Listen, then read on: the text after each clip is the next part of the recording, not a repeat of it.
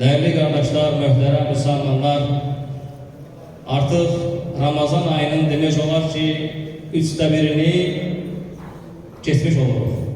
Az qalıb artıq. Necə ki, Allah Azze ve Celle Quran-ı Kərimdə buyurur ki, Əyyəmən mə'dudat, sayılı günlər. Değerli kardeşler, həqiqətən də bu sayılı günlər çox əzəmətli, çox bərəkətli günlərdir. Və ola bilsin ki, aramızda bu günlər, bu Ramazan ayı belki de bu il sonuncu ildir olsun. Onun üçündür ki, bu ayda elimizden geldiği kadar çalışaq ve Allah'ın rızasını kazanmağa səy göstərir. Değerli kardeşler, bugün inşallah Allah'ın rəhməti, mərhəməti, Rahman ve Rahim sıfatları hakkında danışacağıq inşallah. Allah Azze ve Celle Kur'an-ı Kerim'de 57 defa Ar-Rahman ismini zikretmiştir kardeşler. Er-Rahim sıfatını ise 114 defa zikretmiştir. Ve bunlardan elave Kur'an-ı Kerim'de Tövbe suresinden başka bütün surelerin başında gelen Bismillahirrahmanirrahim olarak gelmiştir ki bunlar da elavedir. Yani Kur'an-ı Kerim'de Allah Azze ve Celle'nin en çok zikrolunan sıfatlarından biri Er-Rahman, Er-Rahim sıfatlarıdır kardeşler. Tabii ki Er-Rahman, Er-Rahim sıfatlarının manası eyni değildir. Çünkü eğer eyni olsaydı biz Bismillahirrahmanirrahim dediğimiz zaman Rahman ve Rahim olan Allah'ın adıyla dediğimiz zaman o zaman eyni məna olar. Halbuki bunlar arasında fark vardır. Ne de şerhat dilinde kayda var ki Ziyadatul mebna tedullu ala ziyadatul ma'na. Harflerin çok olması mananın çok olmasını gösterir. Er-Rahman değerli kardeşler, Er-Rahman sıfatı Er-Rahim sıfatından daha büyük mana kəsb edir. Er-Rahim, Er-Rahman sıfatı bu dünyada ister Müslüman olsun, ister kafir olsun, kimliğinden aslı olmayarak herkese rəhmeden demektir. Bakın bu dünyada biz bilirik ki Allah'a karşı düşmənçilik edenler de var. Lakin buna baxmayaraq Allah Azze ve Celle onlara ruzilendirir, onlara bereket verir. Ve Allah Azze ve Celle eğer onlar tövbe etseler onların tövbesini kabul eder. Deməli değerli kardeşler, Er-Rahman sıfatı çok geniş mana kəsb edir. Yani bu dünyada ister Müslüman olsun, ister Müslüman olmasın, kim olursa olsun Allah Azze ve Celle hamısına rəhm edir. Lakin Er-Rahim sıfatı ise değerli kardeşler, bu sadece ve sadece kıyamet günü iman getirenler için olacak bir rahmettir. Bu dünyada Allah Azze ve Celle herkese affeder tövbe ettiği sürece. Ve Allah Azze ve Celle kullarını tövbe etmeye davet edir değerli kardeşler. Uza Allah buyurur ki قُلْ يَا عِبَادِيَ الَّذ۪ينَ أَسْرَفُوا عَلَى أَنْفُسِهِمْ لَا تَقْنَطُوا مِنْ رَحْمَةِ اللّٰهِ De ey özlerine zulmeden kullarım, Allah'ın rahmetinden ümidinizi kesmeyin. İnna Allah yaghfiru zunuba cemi'a. Allah Azze ve Celle bütün günahları bağışlayar. İnnehu huvel gafurur rahim. Hakikaten o gafurdur ve rahimdir, bağışlayandır. Değerli kardeşler, rahmet demek karşı tarafa zərərin gəlməsini istememek demektir değerli kardeşler. Rahmet karşı tarafa kim olursa olsun ona zərərin gəlməsini istenilmemesidir. Ve tam aksine ona xeyrin çatdırılmasını istenilmesidir. Rahmet budur değerli kardeşler. Lakin rahmet dedikdə rahmetin qisimləri çoxdur. Bakın değerli kardeşler, sahih bir hadiste Resulullah sallallahu aleyhi ve sellem buyurur ki Allah Azze ve Celle rahmeti 100 hisseye böldü. O 100 hisseden 99'unu özünde sakladı. Bir rahmetini ise yeryüzüne gönderdi. Ve bütün mehlukat yeryüzünde o bir rahmet ile birbirlerine merhametle rəftar edirlər. Hatta heyvan belə öz balasına yani zarar gelmemesi için öz ayağını kaldırar. Bu fitratta vardır değerli kardeşler. Ve kıyamet gününe kadar bir tane bu rahmet bütün mehlukata, insanlara, cinlere, hayvanlara, haşeratlara hamıza yeterlidir. Hasan el-Basri deyir ki kıyamet günü o bir rahmet de 99 rahmete katılacak və qiyamət günü Allah Azza və Cəllə o yüz rəhməti ilə sadəcə və sadəcə iman gətirənlərə onu yazacaqdır, dəyərli qardaşlar. Qardaşlar, Allah Azza və Cəllə həqiqətən rəhmətlidir, mərhəmətlidir. Allah Azza və Cəllənin rəhməti o qədər böyükdür ki, aramızda kim olursa olsun, hətta peyğəmbərlər belə öz əməlləri ilə cənnətə girə bilməzlər. Bunu Rasulullah sallallahu aleyhi və səlləm buyurur, dəyərli qardaşlar. Allah Resulü buyurur ki, "Lən yədxulə əhədun minkumul cənnə bi'ameli." Sizlərdən heç kəs öz əməli ilə cənnətə girə bilməz. Dedilər ki, Allahın peyğəmbəri, sən də mi öz əməlinlə cənnətə girə bilməzsən? Dedi, bəli, mən də öz əməlimlə cənnətə girə bilmərəm, ta ki Allah Azza və Cəllə öz rəhməti ilə məni əhatə etmədiyi sürəcə. Onun üçündür ki, dəyərli qardaşlar, biz insanlar Allahın vermiş olduğu nimətlərə heç vaxt haqqı ilə şükür edə bilmərik. Və qiyamət günü bütün insanlar, yəni iman gətirənlər, cənnətə girənlər öz əməlləri ilə deyil, onlar Allahın rəhməti ilə girəcəkdirlər cənnətə. Baxın, başqa bir səhih hədisdə, bu haqda hədislər çoxdur. Rasulullah sallallahu aleyhi ve sellem buyurur ki, cənnətə ən son girəcək kimsələrdən biri Sirat köprüsünü kesmək istədiyi zaman orada ayağı büdürəyər, yıxılar, ona cəhənnəm ateşindən biraz toxunular, sonra sürülər, sonra qalxar, yenə büdürəyər və sonda Allah Azza və Cəllə onu siratdan keçməyi müvəffəq edər.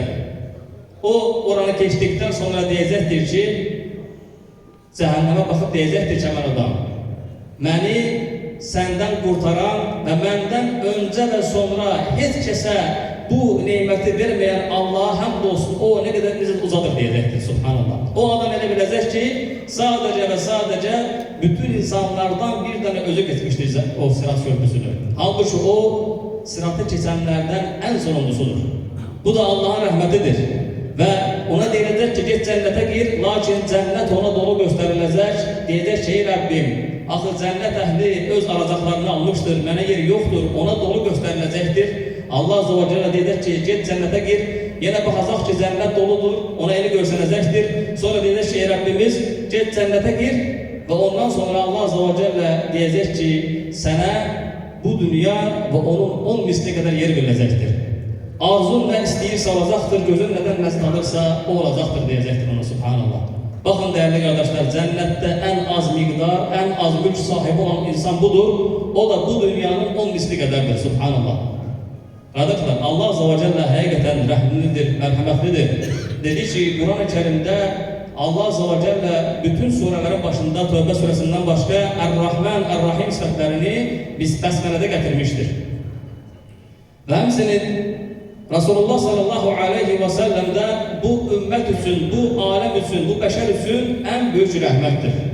Allah Azza və Cəllə Quran-ı Kərimdə buyurur ki, وَمَا أَرْسَلْنَاكَ إِلَّا رَحْمَةً لِلْعَالَمِينَ Biz səni, ey Peyğəmbər, biz səni aləmlərə sadəcə və sadəcə rəhmət olaraq göndərdik, deyir Allah Azza və Cəllə. Subhanallah. Belə bir hadisə olmuşdur, dəyərli qardaşlar. Rasulullah sallallahu aleyhi və səlləm döyüş meydanların birində görür ki, bir qadın öz körpəsini axtarır.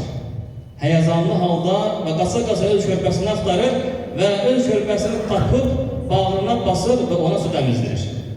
Bunu görən Rasulullah sallallahu aleyhi ve sellem səhabələrinə deyir ki, sizcə o qadın öz körpəsini oda atarmı, ateşə atarmı? Dedilər ki, Allah'ın Peyğəmbəri, vallahi onu atmaz, əlindən gəldiyi qədər onu mübarizə edər. Rasulullah sallallahu aleyhi ve sellem buyurdu ki, sizin Rəbbiniz o qadının körpəsinə olan mərhəmətindən də daha çox mərhəmət sahibidir, subhanallah, sizə qarşı.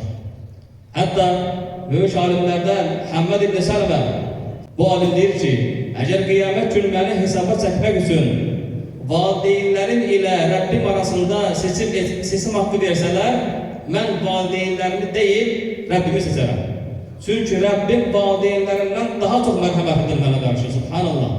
Təsəvvürə gətirin, sizi qiyamət günü belə bir seçim verilsə ki, sənin öz doğma anan səni hesaba çəkəcəkdir, sən o halda belə bilirsən ki, Rəbbim sənin doğma anandan sənə qarşı daha çox mərhəmətlidir, subhanallah. Onun üçündür ki, dəyərli qardaşlar, Allah Azza və Cəllə rəhimlidir, mərhəmətlidir və qullarına da eyni şəkildə rəhimli olmağı əmr edir, onlara tövsiyə edir, dəyərli qardaşlar. Değerli kardeşler, həqiqətən də Rəbbimiz çox rəhmətli və çox mərhəmətlidir. Dedi ki, səhih bir hədisdə sabit olmuş ki, Allah Azze ve Celle buyurur ki, Allah rəhməti 100 hissəyə böldü, 99'unu özündə saxladı və yeryüzünə sadəcə bir rəhmət göndərdi ki, o rəhmət ilə qiyamət gününə qədər bütün məxluqat bir-birləri ilə rəftar edərlər. Və qiyamət günü olduqda isə o bir rəhmət də 99 ilə bərabər 100 olub və sadəcə iman gətirənlərə rəhm olacaqdır. Değerli kardeşler, Allah Azze ve Celle Kur'an-ı Kerim'de buyurur ki وَرَحْمَتِي وَسِعَتْ كُلَّ شَيْءٍ Benim rahmetim her şeyi əhatə etmiştir. Yani öyle bir insan yoktur ki yeryüzünde diyebilsin ki Allah'ın bana vermiş olduğu nimet yoktur. Mümkün değil. Bütün insanlar Allah'ın rahmetiyle bu yeryüzünde gəzirlər, yeryüzünde həyat sürürlər. Ve hemsinin ərşi daşıyan böyük mələklər. Ərşi daşıyan böyük mələklər, onlar belə dua edirlər değerli kardeşler. Uzaq Allah buyurur ki, Gafir suresinde Rabbena vasi'te kulle şeyin rahmeten ve ilme. O ərşi daşıyan mələklər deyərlər ki, ey Rabbimiz, sen her şeyi rəhmətin ve elmin ile əhatə etmişsən, subhanallah. Onun için değerli kardeşler, Rabbimizin rəhməti her şeyi əhatə etmiştir. Allah Azze ve Celle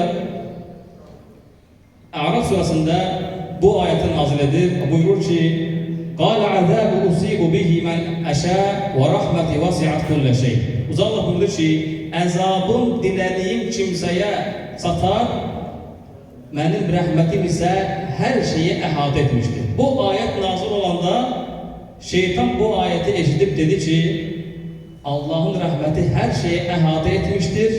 Mən də o hər şeydən biriyəm, Allah məni bağışlayacaqdır demiştir. Subhanallah. O belə Allah'ın rəhmətinə inanır. Və qiyamət günü o şeytan görəndə ki, Allah Azze ve Celle iman gətirən qullarını, necə onları dəstə-dəstə, qrup-qrup zənnətə salır, onları bağışlayır, şeytan belə bir anlıq tərəddüd edib şübhə düşəcək ki, deyəsən Rəbbim məni də bağışlayacaqdır. Ancaq Allah şeytanı bağışlamayacaqdır. Çünki bu qəti bir hökmdür. Uzaq buyurur ki, mənim rəhmətim hər şeyi əhatə etmişdir. فَسَأَكْتُبُهَا لِلَّذ۪ينَ يَتَّقُونَ وَيُؤْتُونَ الزَّكَاةَ وَالَّذ۪ينَ هُمْ بِآيَاتِنَا يُؤْمِنُونَ Və mən bu rəhməti Allah'tan qorxub, zəkat verib bizim ayələrimizə iman gətirənlərə yazacağım dedi. Bunu eşidən Yahudilər və bəzi Hristiyanlar dedilər ki, biz də Allah'tan qorxuruq, biz də Allah'a iman gətirmişik, Allah'ın ayələrine iman gətirmiş dedilər. Deməli, Allah biz də bağışlayacaqdır deyə öz aralarında danışmağa başladılar. Allah Azze ve Celle bu ayetin ardında başka bir ayet nazil etti ve o Yahudilərə bir xəbərdarlıq etdi. Uzaq Allah buyurur ki, اَلَّذ۪ينَ يَتَّبِعُونَ الرَّسُولَ النَّبِيَّ الْاُمِّيَّ الَّذِي يَجِدُونَهُ مَكْتُبًا عِنْدَهُمْ فِي التَّوْرَةِ وَالْاِنْجِيلِ O iman gətirənlər ki, bu şərtdir qardaşlar. O iman gətirənlər ki, onlar Tövrat'ta ve İncil'de yazılı olan, ümmi olan, yani yazıp okuyabilmeyen peygambere itaat eden kimselerdir. Subhanallah. Buradan da görürüz ki değerli kardeşler, imanın şərtləri tam olmalıdır. Eğer bir insan iman gətirərsə, imanın şərtlərini iman gətirərsə, lakin peygamberler arasında fərq koyarsa, mesela desə ki, mən filan peygamberi qəbul etmirəm deyərsə, o artıq dindən çıxmış olar, onun imanı iman olmaz. Bu arada onu deyim ki, çox adam səhv anlayıbdır. Elə bilirlər ki, kafir demək ancaq inkar edən deməkdir. Xeyr. Məgər şeytan Allah'ı inkar edirmi? Etmir. Halbuki uzaq Allah Kur'an-ı Kerim'de haber verir ki, şeytan Allah'ın izzetini and içir. Uzaq Allah buyurur ki, şeytan belə dedi. Qala فَبِعِزَّتِكَ لَاُغْوِيَنَّهُمْ اَجْمَعِينَ Şeytan dedi ki, ey Rabbim, senin izzetine and olsun ki, ben onların hamısını azdıracağım dedi. Bakın, şeytan Allah'ı inkar etmir. Lakin kafirdir. Ve ilk kafir olan da şeytandır. Uzaq Allah buyurur ki, Əbə fəstəkbara və kənə minəl kəfirin. O, üz çevirdi, təkəbbürlü etdi və kafirlərdən oldu. Demək, değerli kardeşler, bu imanın şərtləri tam olmalıdır. Ve biz her xütbəmizdə deyirik ki, İnnə dinə ində Allah'ın İslam. Allah katında din sadece ve sadece İslam'dır. Yani bizim etiqadımıza göre değerli kardeşler, Allah katında hak olan din bir dənədir. O da İslam dinidir. Ondan başka bütün dine mensup olan kimseler küfür ehlidir. Hatta İsa Peygamber Kur'an-ı Kerim'de buyurur ki, İsa Peygamber deyir ki, kim Allah'a ortak koşarsa, Allah ona cenneti haram eder. Subhanallah. Burada da görürüz değerli kardeşler, Allah şirk koşmağı əsla başlanmır ve Allah katında doğru din sadece İslam dinidir. Biz xütbəmizin əvvəlində dedik ki, değerli kardeşler, rəhm etmək, mərhəmət etmək eyni zamanda deməkdir bu, qarşı tərəfə zərərin gəlməsini istəməkdir və onlara tam əksinə xeyrin gəlməsini istəməkdir. Bugün bir çox insanlar yani qohumlarına, qonşularına, övladlarına mərhəmət edirlər, düzdür. Bu mərhəmətin bir növüdür. Məsələn, bir insan övladını məktəbə göndərir, ona təhsil verir, ona geyindirir, ona əlinə qədər hər şey edir. Lakin değerli qardaş, bu mərhəmətin bir hissəsidir. Əsl mərhəmət, əsl rəhmət göstərmək, onları əbədi qurtuluşa göstərməkdir. Qiyamət günü bizim qohumlarımızdan, dostlarımızdan, qonşularımızdan bəlkə də elə kimsələ gələcək ki, bizi deyəcəklər ki, sən ki haqqı bilirdin, mənə niyə xəbər etmədin? Bizim yaxamızda ifrat var, değerli qardaşlar. Onun üçün biz müsəlmanlar ən böyük mərhəməti göstərərək tanıdıqlarımıza, qohumlarımıza, övladlarımıza İslamı dəvət etməliyik və Allah'ı sevdirməliyik, Peyğəmbərini sevdirməliyik, onları öğretməliyik. Bəzi valideynlər var ki, övladlarını səhər tezlərindən istəməsə belə zorla turquzub göndərirlər hazırlığa, məktəbə. Ancaq namaza gəldikdə, bu kimi şeylərə gəldikdə oyandırmırlar. Halbuki əsl olması gereken budur değerli kardeşler.